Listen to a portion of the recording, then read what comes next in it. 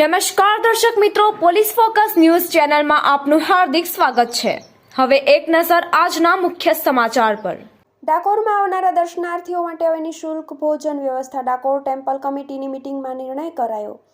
રણછોડજી અતિથિ ગૃહના પાર્કિંગ ખાતે જગન્નાથ મંદિરના મહંતના હસ્તે આજે ભોજનશાળાનું લોકાર્પણ।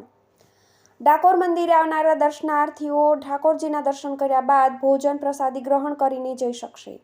ડાકોર રણછોડજી ટ્રસ્ટ દ્વારા ઠાકોરજીના દર્શનાર્થીઓને હવે વિનામૂલ્યે ભોજન કરાવવાનો નિર્ણય કરાયો છે। રણછોડજી અતિથિ ગૃહના પાર્કિંગમાં ભક્તો માટેની ભોજનશાળાનું તારીખ 7મીએ સોમવારે લોકાર્પણ કરાશે। સમગ્ર બાબતે ડાકોર ટેમ્પલ કમિટીના ચેરમેન પરિંદુભાઈ ભગતે જણાવ્યું હતું કે ડાકોરના ઠાકોરના દર્શને આવતા ભક્તો ભોજન પ્રસાદી લઈને જાય, કોઈ ભક્ત ભૂખ્યા ન જાય તેવો નિર્ણય ડાકોર ટેમ્પલ કમિટીની મીટિંગમાં થયો છે। ડાકોરમાં આવતા તમામ દર્શનાર્થીઓ ઠાકોરજીના દર્શન કર્યા બાદ ભોજન પ્રસાદી ગ્રહણ કરીને જઈ શકશે।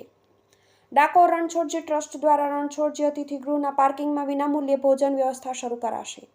તારીખ 7મીની સોમવારે સવારે 11 વાગ્યાના અરસામાં અમદાવાદ જગન્નાથ મંદિરના મહંત દિલીપદાસજી મહારાજ અને ડાકોર મંદિરના મહંત ભંડારી મહારાજના હસ્તે વિનામૂલ્યે ભોજનશાળાનું ઉદ્ઘાટન કરવામાં આવનાર છે, જેમાં ભક્તોને દરરોજ સવારે દાળ ભાત શાક પૂરી, જ્યારે સાંજે ખીચડી કઢી શાકનો પ્રસાદ નિઃશુલ્ક જમાડવાના આયોજનનો નિર્ણય કરાયો છે।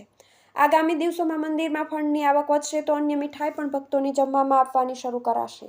મિત્રો, આવા જ અવનવા સમાચાર જાણવા માટે અમારી ચેનલને લાઈક કરો, સબસ્ક્રાઇબ કરો અને બેલ આઇકોન પર પ્રેસ કરો, જેથી અમારી ન્યૂઝની બધી જ અપડેટ આપને મળતી રહે।